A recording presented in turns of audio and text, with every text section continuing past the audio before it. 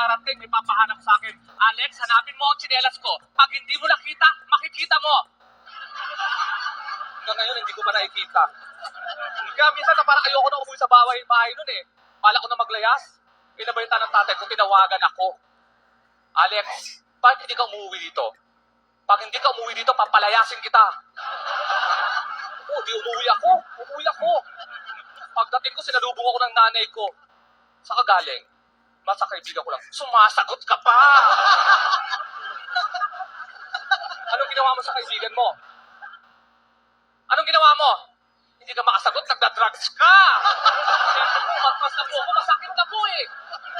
Sabi ng nanay ko, halika dito, kakausapin pa kita, hindi pa ako tapos. Halika dito. Siyempre, masunurin ako, lumapit ako. Lalapit ka, lalabang ka, ha? Ang saya ng ano ko, tawa kayo ng tawa. Dahil tapos ang tatay ko darating, may